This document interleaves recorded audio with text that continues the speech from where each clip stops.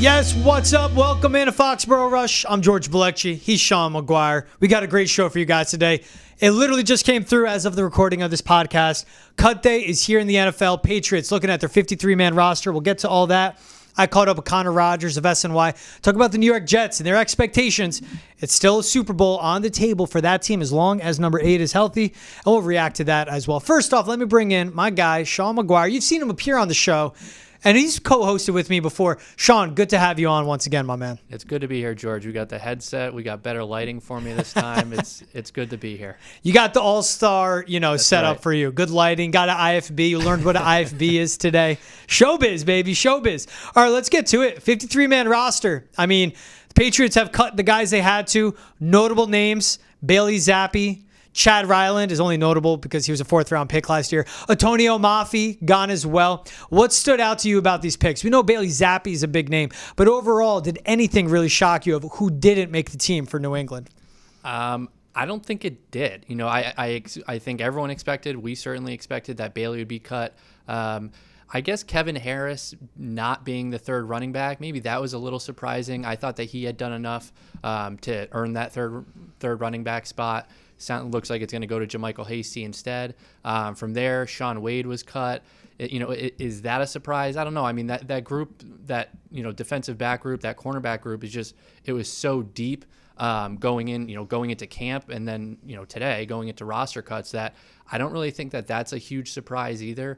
Again, just the depth at the position. I think the biggest takeaway is the fact that your 4th-round pick, and you just mentioned this, your 4th-round pick from last year is not here after 18 months or whatever it is. So I just can't help but think, one more bad look for Bill Belichick drafting, and that kind of stands out. Another thing is they kept 7 receivers. So, and we kind of just ran through this, but Jalen Polk, Demario Douglas, Javon Baker, KJ Osborne, Tyquan Thornton, and then they kept both Jalen Reagor and Kayshon Boutte. So I think that was kind of a takeaway as well. And I'm not surprised that they would have kept 6. I think that was kind of what was in my head ahead of it. Would it be Jalen Reagor or Kayshon Boutte? But with Kendrick Bourne being put on PUP, not a huge surprise to see them keep all 7 today. Yeah, Tyquan Thornton's right there on the bubble. And this is a guy, they're going to run a lot of 11 personnel. I mean, that's a guy that could be starting on the field every game. Now, he's just going to run sprints. He's going to run go routes. I just don't have faith in this offensive line straight up to give any quarterback enough time to get the ball to Tyquan Thornton down the field. But at least the guys they'll have around him, KJ Osborne and Jalen Polk, those are guys that can run those underneath routes over the middle, have good route running in them, which we've seen where we won't see Tyquan Thornton running slants on a key 3rd down like he did literally last season. But to bring in 7 receivers, I think Jalen Reagor earns that spot because of the upside he brings on special teams. Kayshon Boutte, I was surprised with. His snap count was up and down throughout the preseason. It's like he was playing roster lock snaps in week 1 of the preseason, but playing more towards the end. I just don't know what they have with him yet. I just think he's still not consistent. But when you have the worst wide receiver room in the NFL, arguably, I mean, you're going to keep as many bodies as you can and give these guys and assess them as long as you can to see who can actually be a top 4, top 5 guy for them. Kevin Harris gets cut, but JaMycal Hasty, I just think brings more. Again, brings the upside in special teams as well, but a good pass catching back, a lot smaller than Kevin Harris, but with Ramondre Stevenson and Antonio Gibson bringing the upside on all 3 downs that they both can play, I think that 3rd down back roll to bring in someone like Hasty, again, who adds on special teams, I think that's crucial for this team more than Kevin Harris, who's shown a flash here or there, but never consistently really in a game. It was a bigger back, like a power back. He's nicknamed the Bus when he was at South Carolina. But this Patriots team, I mean, you just need playmakers, you need pass catchers, you need whatever you can, and you need a lot of them. We got to talk about Bailey Zappe. I mean, what a just all-around interesting tenure he had with New England. Comes in, 4th-round pick out of Western Kentucky, not thought much of. Good backup to bring in. And then we know how Zappe fever went down. Mack goes down. Hoyer gets a start. Knocked out of the game with a concussion. Zappe comes in, shows flashes. Same thing going back to last season. Does it as well. And we're going this team responds better to him. And you can say how they responded to Mack and how they responded to Zappe. Still came out. I mean, we saw it in week 1. The amount of snaps he played, it was all about an audition tape. And I just think with new front office, new head coach, new offensive coordinator. For Bailey Zappe to go, I wasn't shocked. I just think of they still don't know their backup quarterback situation, though, because if Jacoby Brissett, he's going to start. And if he gets knocked out, you don't want to put Drake Maye behind this offensive line. But Joe Milton, yeah, he's athletic. Yeah, he's a huge arm. I don't trust him to keep an NFL offense, the train on the tracks, essentially, of can you get us to the end of the game and not completely F things up? I don't trust him for that. And with Zappe, I just don't know if he could have stuck around with his confidence that he has, where this is a guy that came in of, I want to make a 53-man roster. I just want to be on an NFL team. Then starts playing and he goes, I could start in the NFL. And then he just has confidence issues in meeting rooms and taking coaching where he'll make a mistake and he'll get away with it. People are like, oh, I'll go back to that. It'll eventually work. Like, they can't have room for that. And again, I go back to when eventually this is Drake Maye's offense, Joe Milton is a Drake Maye light. Huge arm, athletic, big quarterback. Bailey Zappe's undersized, okay arm, but still inexperienced and can make bad mistakes. I wasn't completely shocked to see Bailey go, but I understand why they should have looked at bringing 4 quarterbacks in, because I just don't know who their backup quarterback is if their hand is forced to put someone in a game if Jacoby Brissett gets knocked out, Sean. Yeah, and we kind of talked about this a few weeks ago, if I remember correctly. And I get that. I get that point. But what I said at the time, and I still think now, is that if Jacoby Brissett gets hurt, then, maybe Drake Maye plays the second half of that game or whatever it is. And then you just go find someone out, who's on the open market, maybe Bailey Zappe at that point, and you bring him in then. I could not imagine them giving Bailey Zappe a roster spot today. They only have 53 of them. And to give him a roster spot, to give 4 quarterbacks a roster spot, I just would have been really puzzled by. And yeah, you kind of talked about it. I mean, a roller coaster tenure for sure. And it wasn't even that long ago. One that fans were chanting for Zappe to come in the game. And even more recently than that, it was, Patriots receivers. I remember it was an Instagram video or something after Kendrick Bourne signed his extension, and they're chanting QB1 for Bailey Zappe. And it's just like, again, that's not that long ago this offseason. So just kind of crazy with how everything played out. I almost want to plead to the Patriots to not bring him back at this point. And I don't imagine that Zappe would be like, all right, sure, I'll sign to their practice squad. I think there's been too much. It's like there's too much history between the two at this point. He's been, booed. He's been cheered. He was booed in the preseason opener by Patriots fans pretty much as soon as he entered the game. I can't see that. Like, in the back of his mind, I can't see him wanting to return after all that sort of stuff. And I just think at this point, it's best just go their separate ways. And to your point, to kind of bring it back around, if Jacoby Brissett gets hurt, we saw him get injured in that preseason finale. He's since said he's all right. I know he said today during an interview that he feels all right. If that does happen again, then address it when it comes. But other than that, you can't keep Bailey Zappe around just for the off chance that does happen. Yeah, the one thing I wonder, 4 quarterbacks and 6 receivers, I wouldn't hate that. But I just don't think they could keep Bailey Zappe inside those walls in Gillette Stadium. And honestly, they may end up cutting a receiver and, with that, add a 4th quarterback and someone that's a veteran. If it's like a Trevor Siemian, yep. I don't know. We saw what they did last year, just fishing for anybody out there. If it's a Matt Corral, they won't bring him back. He's went AWOL on the team. But just guys like that of who can come in, who has familiarity with the West Coast system at any spot in their NFL career or any experience in their football background. And again, just can they be a backup that can be in a spot start or a few games and just not completely ruin the whole thing.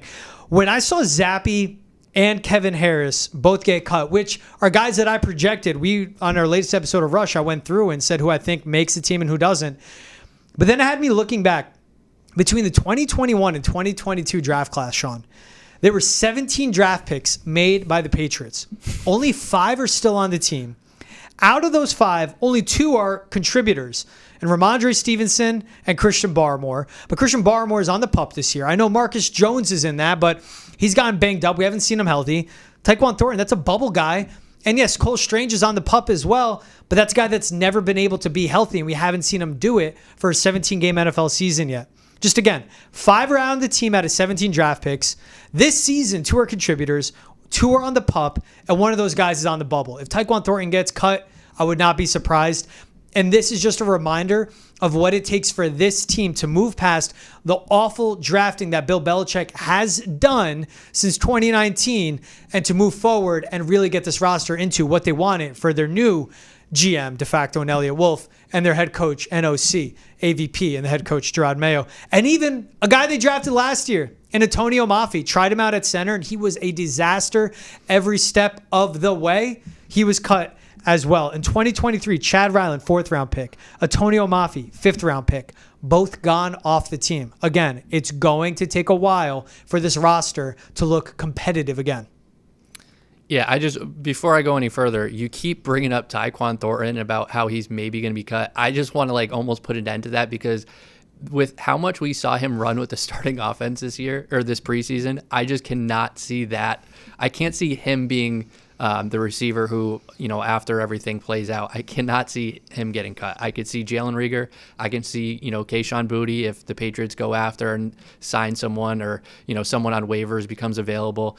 I can see that. I can't see Tyquan. So I just wanted to kind of put that out there before anything else. But getting back to your point about the draft, I mean, this has kind of been something, it's been a storyline for years. I mean, maybe 10 years at this point that, Belichick's drafts and he hit on good ones. He has good picks. He had good picks, but for the most part, especially, in the latter part of his tenure with the Patriots, that's the reason he's not here anymore. And it's kind of, as simple as that. And I just, the Chad Ryland one to me, I don't want to be too in the moment or, make it be too dramatic about it. But I think at the time it was very clear, why are you doing this? Why are you drafting a kicker with a 4th round pick? You have, Nick Folk was just coming off a career year. And by the way, Nick Folk looks fantastic. It's too bad he's not here still. But you drafted a kicker in the 4th round. And there's guys Puka Nacua was available at that point. Could you imagine how this team would look if he was there? And, are we kind of picking and choosing there? Maybe, but it's just, it happens so much that, they royally miss on draft picks. All the draft picks that are on the interior that you just mentioned, chances are the one that comes in this year, Layden Robinson, is going to be the best one of all of them. So it's tough to come to grips with, but like you said, it's not going to be this year. It's maybe not going to be yet next year. I mean, they need at least 2 full off seasons to kind of get it rolling again. Yeah, Puka Nacua would not be Puka Nacua if he was in New England. That's fair. I have 100% confidence in that. Credit to Sean McVay and his system, credit to how they develop their wide receivers, and also just seeing what Troy Brown, when he was a wide receivers coach here, how the wide receivers for New England would digress throughout the season and the bad coaching they got there. Jake Andrews, Chad Ryland, Sidy Sow. 3 4th-round picks in 2023. Jake Andrews has been injured. Chad Ryland is a kicker. Sidy Sow is a starting left guard. That's fine. But don't burn that 4th rounder on an interior offensive lineman like Jake Andrews when you could have gotten a DeJuan Jones, who, yes, is a right tackle for the Browns, but a good pass-blocking right tackle. Because guess what? You'd have an actual right tackle, and you could have Mike Onwenu at right guard right now instead of having Layden Robinson struggle at that spot. But I agree. I think Layden Robinson's a good run blocker, but that's a guy that needs a year to develop to work on his pass blocking at the NFL level. It just, again, screams just malpractice from a GM. Mm-hmm. Now, in the same draft, and you pointed out, Christian Gonzalez, Keon White, Marte Mapu, the first 3 picks. All 3 of those guys, especially Gonzalez and White, they look like they are Pro Bowl caliber players. Marte Mapu, we still got to see him get on the field. But Jake Andrews, Chad Ryland, Sidy Sow just leaves such a bad taste in mouths, and it affects this roster now. All right, I mean, we're talking about guys that were bad draft picks. Let's get into guys that were cut around the league and who the Patriots should target. Their priority has to be wide receiver or offensive line, but who have you seen from around the league that is hit waivers? Patriots have talked about it. We got number 3 waiver. We're going to use it. Who should they use that waiver spot on? Yeah, and just exactly what you just mentioned, both Elliott Wolf, Drake Maye, they came out there, said they're going to be aggressive. I think the one that really caught my eye right away is Noah Brown. And I think going into the preseason, really going into the training camp, you kind of knew that the Texans were going to have to cut a good receiver. They have so many good receivers. They had Stephon Diggs, Nico Collins, Tank Dell, John Mechie, and then the veteran Robert Woods. And now Noah Brown is the one to, he was the one that was cut today. And it was a little bit of a surprise to see that because Houston actually gave Noah Brown a 1-year deal, but they guaranteed $3 million of that. So again, entering camp, it was a little bit of a surprise. You probably didn't think that he would be the one that came out, but he's just, I watched him play a lot for the Cowboys. He was in Dallas for 4 or 5 years before joining the Texans. And he's a legit wideout. Last year, he was really dinged up. I know there was a hamstring injury at one point, but set a career high in yards. And 3 of those games, so he finished with 567. Probably not a number that jumps off the page, but when you consider the fact that he was healthy for only a few of those weeks, 150 yards on 6 catches in week 9, 172 yards on 8 catches in week 10, 82 yards on a season high 8 catches in week 15. So he's not going to be a wide receiver 1. No one that is available at this point is going to be a wide receiver 1. But I can't help but think that, bringing in someone like Noah Brown, maybe he helps add that depth chart, and maybe it's, your guy Tyquan Thornton who ends up going, or who I believe it would probably be Kayshon Boutte. So that's one name that really sticks out for sure. I would take the veteran receiver over Kayshon Boutte or Tyquan Thornton. I know you don't I understand why he won't get cut, the role he can play in this offense, but I would keep a Jalen Reagor that has that return possibility to him. Mm-hmm. Boutte, to me, if that's the first one out the door, I'm fine with that. Have Tyquan on the roster. I don't care. Kayshon Boutte, I would take Noah Brown over him.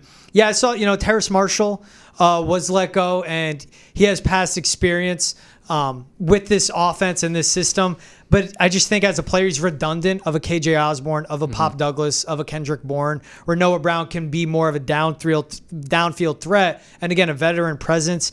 I saw Tim Patrick was let go, but back-to-back seasons, one loss to a torn ACL, the following to a torn Achilles. Who knows what he has left? That's back-to-back really hard to rehab from. Tyler Beach, cut by the Steelers, but he played left and right tackle in college at Wisconsin. Right now, they just need guys with left tackle experience because it's either Chuks Okorafor, who has 6 career snaps at the NFL level at that spot, or Caden Wallace, who never took a snap at that spot at left tackle, or Vidarian Lowe, who's banged up right now. That's where I go. I saw Neville Gallimore, defensive tackle, 6'2", 305. No Christian Barmore this season. You need to find a guy to fill his role as well. Any offensive lineman? Let's talk tackles, Sean. Yep. My favorite thing. Let's talk tackles. Any tackles out there that jumped out to you?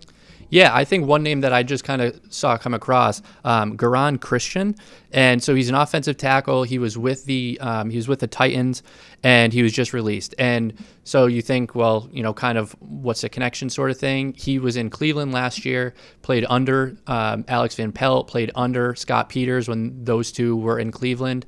Started 9 games for them. He's seen a ton of snaps at left tackle. 3rd rounder in 2018. In his career, he's played 58 games, 25 starts, 17 starts in the last 3 years.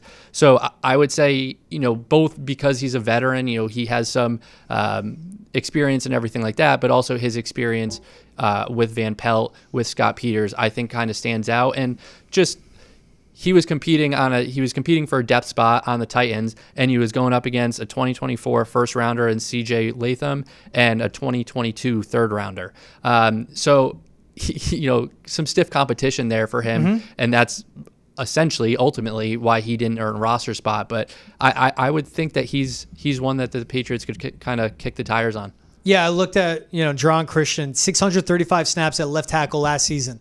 That's more than Chuks and Caden Wallace's career snaps at left tackle combined. 1,600 in his career. And you pointed out, J.C. Latham, first-round pick, a guy that they're trying to develop into their cornerstone left tackle, or Nicholas Petit-Freer, again, a okay left tackle. Garon Christian, they let go, and good for him to get an opportunity. The familiarity playing in Alex Van Pelt's system, the familiarity with Scott Peters, just the familiarity at the position alone. I don't care who he played for last season. 1,600 career snaps at left tackle, and just 28 years old. Can he just hold it down and be serviceable this season? Because if you have a serviceable left tackle next to a healthy City So, where we'll see Cole Strange when he's back from the pup, David Andrews, Mike Onwenu at right guard, and that means you put Chuks Okorafor at right tackle, just is that an offensive line that can at least give your quarterback a chance. Yeah. And that is what can give this offense a chance and give you an opportunity to actually play Drake Maye in his rookie season. All right, and if the Patriots want to play Jacoby Brissett or Drake Maye within their first 4 weeks of this season, they'll be facing the Jets. So I caught up with Connor Rodgers of SNY TV. He is a part of their panel and an analyst. You can catch him every pre- and post-game, every Sunday, every game day for the Jets for SNY. Here's my convo with him, talking about everything about this team and their division, and a little Drake Maye talk for you guys at the end there too. He's Connor Rodgers. You can catch him on Jets pre- and post-game on SNY every game day for the Jets. Knows his ball. Good friend. One of the few people that's been to Joplin, Missouri, Madison, Wisconsin, and lived in New Jersey like myself. So, of course, love to bring him on for that. Connor, how you doing today, bro? I'm great, George. It's always good to see you, man. Weird parallels, right? Not many of your guests can probably say that. You know the beauty of the Midwest and also the uniqueness of Missouri, that's for sure. And know the beauty of Camp Randall as well. Hey, man, let's get into the Jets. I mean, this is a team last year, which was so interesting. Like, you sign Aaron Rodgers, and we know why you do that. That's to win a Super Bowl. And it's all you heard around the team. It's all you heard from Robert Saleh. Is it that same type of confidence and maybe you could say ego around the team? Or do you think it's a more humble approach where we know what the goal is, but they're coming about this more of a way of, hey, one injury and all of that can change. Let's be a little more down to earth, but still go for the Super Bowl? I think it's much more humble than last year. And it's also a different kind of way of being humbled, right? I felt like last summer, those guys who at the time were a lot of kids that were main characters of this team, right? Like players that were 22, 23 years old that were big role players and contributors. When Aaron Rodgers walks in, some of them said it, almost starstruck is how I would describe it. And then I can't believe this is our quarterback. And you're kind of looking at the year behind you where everything went wrong with Zach Wilson and like cast the characters at quarterback and go, it's all fixed.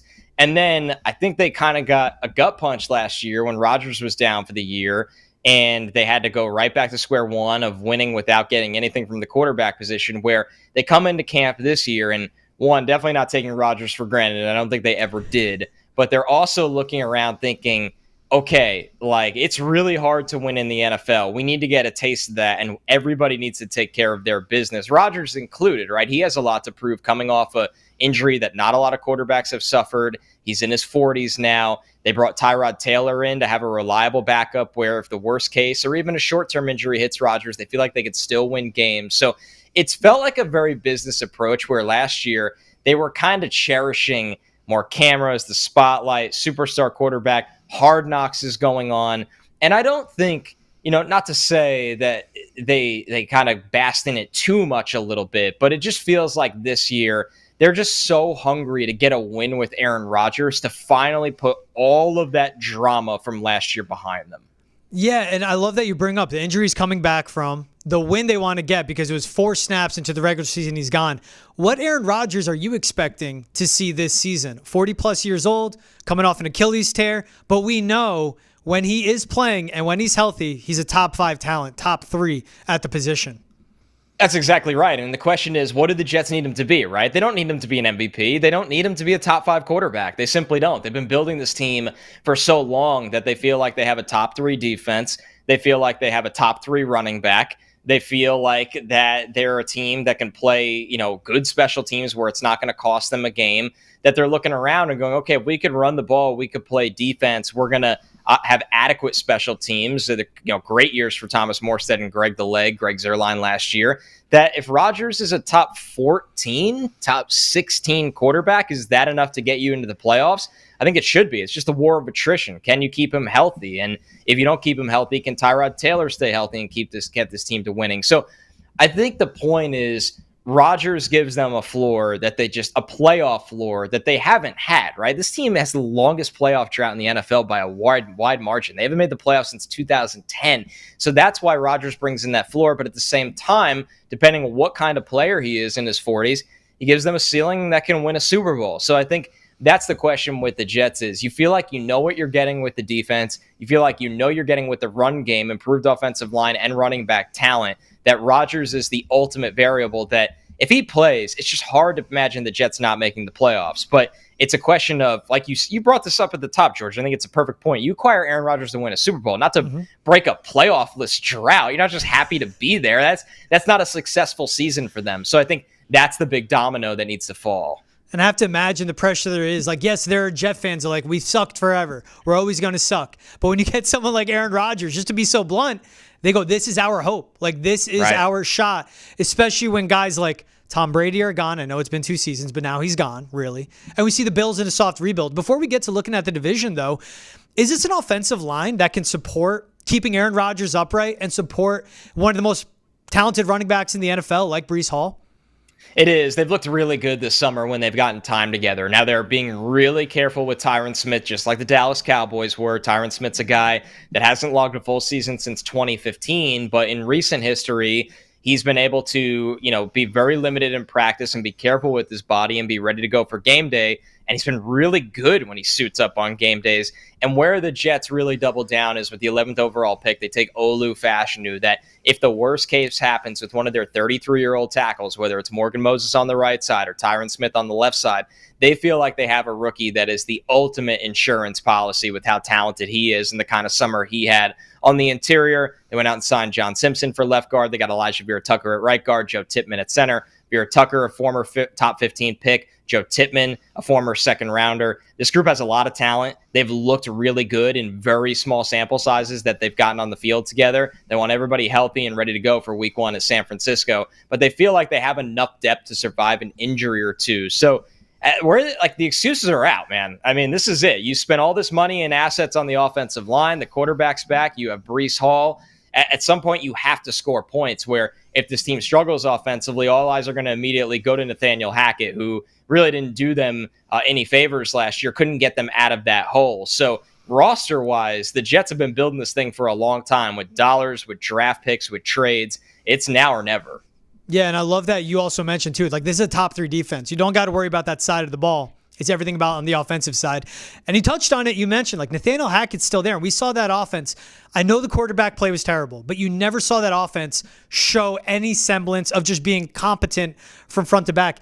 How hot is it right now, the seat for Robert Saleh as the head coach, but also for Nathaniel Hackett, someone he chose to keep around to lead this offense when, again, everything is timing out right now to go win a Super Bowl?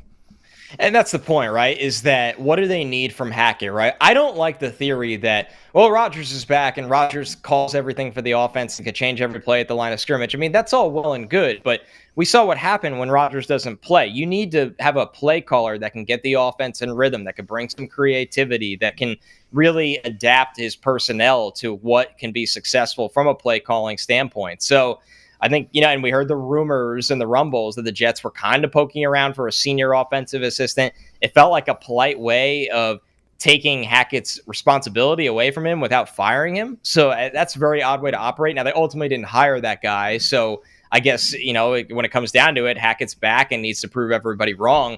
But at the end of the day, that's the weakness of this team. To me, the offensive coaching staff is the weakness of this team. The defensive staff is great. Jeff Ulbrich, I know it's not the hot thing to hire defensive coordinators anymore to be head coaches in the NFL. Jeff Ulbrich should be a head coach in this league at some point. Aaron Whitecotton, their defensive line coach, one of the best in the league. They have a really good defensive staff. Brant Boyer's been here forever for special teams, but the offensive staff is significantly below average. And the Jets are literally asking their offensive talent to climb them out of that hole or kind of mask the deficiencies with the offensive staff. And I'm really fascinated at how it plays out. Maybe at the end of the day, Aaron Rodgers, Breece Hall, Garrett Wilson, and the offensive line, they're just simply too talented that it doesn't matter. But it's one of those things in the NFL that more often than not, the teams left in the dance of the postseason are usually the best offensive minds in the NFL.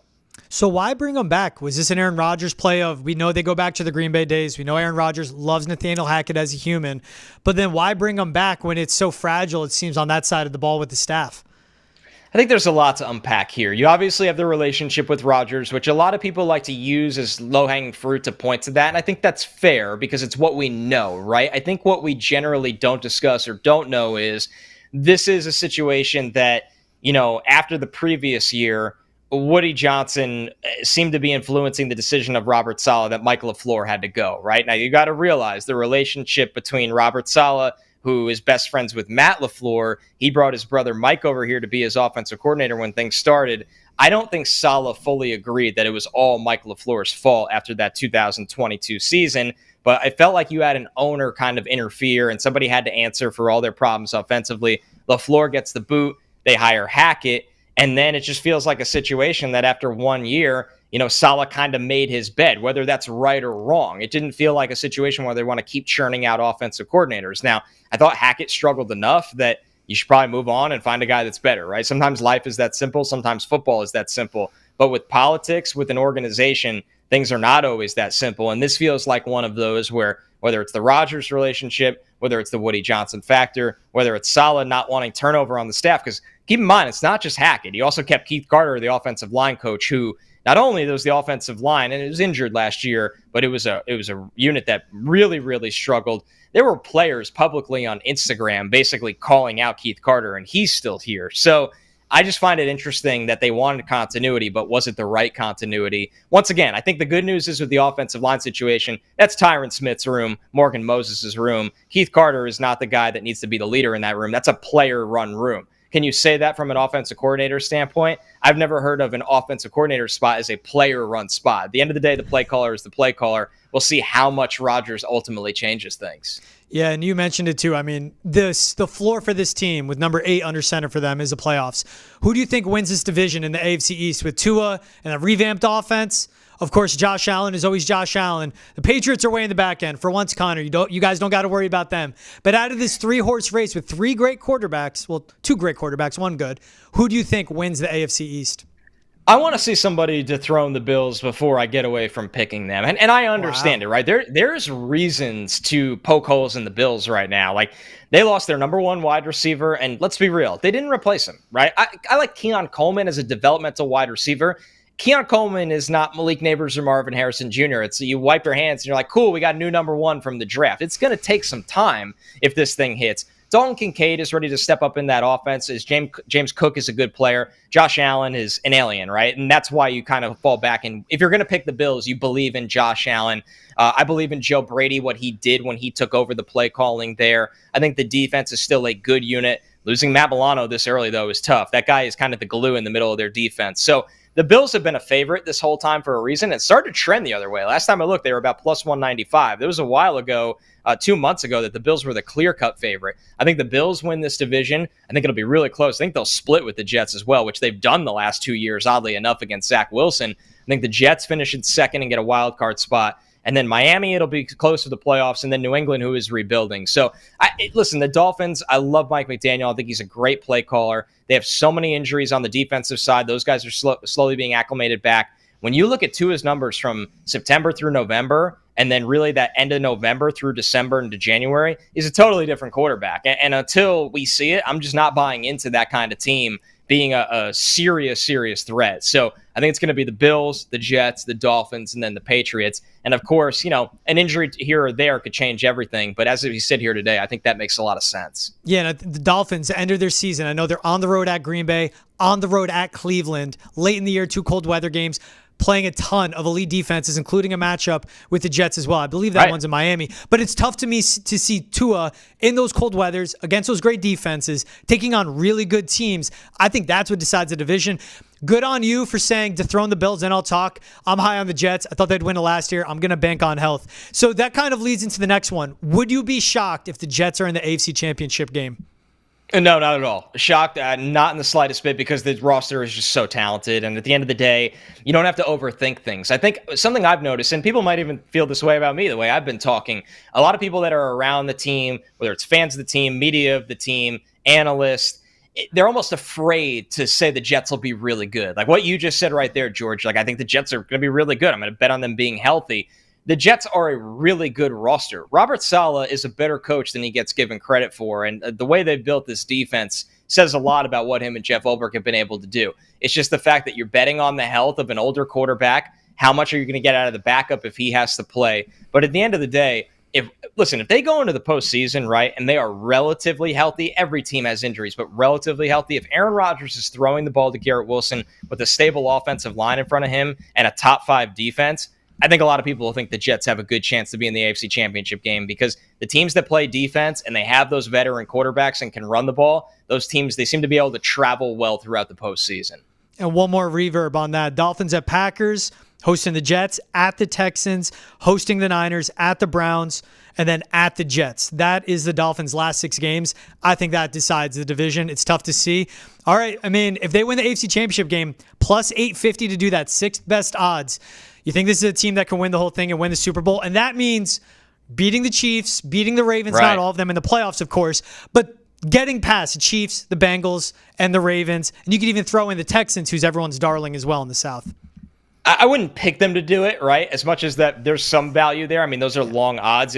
You really need to see it, but are they talented enough to beat anybody in the AFC? Sometimes the question is as simple as that. And the Jets are talented enough to beat anybody in the AFC. Nobody should pick against the Chiefs after what we saw last year in any given season. I mean, the way they're able to really pull the rabbit out of their hat at this point is just speaks to the greatness of Mahomes and Reed and even what they could do on the defensive side of the ball. So at the end of the day, this will always be the Chiefs' conference until it's not. But are the Jets talented enough to beat any of those teams in the AFC? The answer is simply yes. And something to point out, too, about the Jets. All the hype around Breece Hall, they got 2 good backs to back them up. Braylon Allen, the monster out of Wisconsin we saw, and Isaiah Davis, the kid from South Dakota State. But he could play, too. He did it big, winning natties for them at the FCS level. Now, Connor's great covering the Jets for SNY. How Connor and I got to know each other was what he does scouting college talent and the prospects coming into the draft. That's how we met in Madison, Wisconsin. Connor, I got to ask you about Drake Maye. What was your assessment of him coming out of the draft? Because he looks great, like so much further along than the guy I saw day 1 of training camp. But what was your assessment of him as a project quarterback taken 3rd overall? And what do you think are his biggest weaknesses that he has to overcome before he can live up to the billing of being a top 3 pick? I love Drake Maye. I had him as the 2nd best quarterback in the draft, only behind Caleb Williams. I guess I wasn't surprised at the end of the day that Jaden Daniels went over him because of the rushing ability, the fantastic season, obviously winning the Heisman. But I thought Drake Maye, I had him 6th overall in the entire draft. Like I said, QB2. Yes, there was things you could poke holes in his game, right? Understanding that he had developed some bad mechanical habits while playing behind a rough offensive line for UNC, losing some weapons from the 2022 season to the 2023 season. But you love the height, you love the frame, you love the athleticism. This was somebody to me that knew how to throw the middle of the field, whether it was anticipation throws, throwing in tight windows, a guy that can move around the pocket and reset the pocket. I mean, for me, I just look at him and think he's somebody that can be a game-changing kind of presence at quarterback because he knows how to throw the ball downfield. He can make the spectacular play with his legs. Now, with all of that, you talk about some of the deficiencies. He's somebody that will take chances against double and triple coverage. Is that because he's not seeing it, or is that because he's a bit of a gunslinger type like a Josh Allen, right? So I think there was times where he got caught throwing off his back foot. He was under too much pressure. He just wanted to make a play. The ball kind of loses life when you throw off your back foot. And then there's just times where I think he stared down targets too long and safeties lurking over the top kind of jumped on the route. So all the raw talent in the world, George, right? All the raw talent in the world. Physically, I think he has a gifted arm. I really like his ability to pick up yards with his legs or extend with his legs. I just think the mental side of things, the game needed to slow down for him. And it felt like for a long time, New England really, really was grasping that. They didn't want him to start this year. They want to kind of let the game come slowly to him. But he's had a really good summer. He's gotten better every single game I've watched him. And at the end of the day, you know, Jacoby Brissett dealing with a bit of an injury. It's going to be fascinating to see how their development curve is for him, how fast they ultimately decide it needs to be. Yeah, everything you said on the scouting report. Connor, this is why I go to you, man, because you were nails.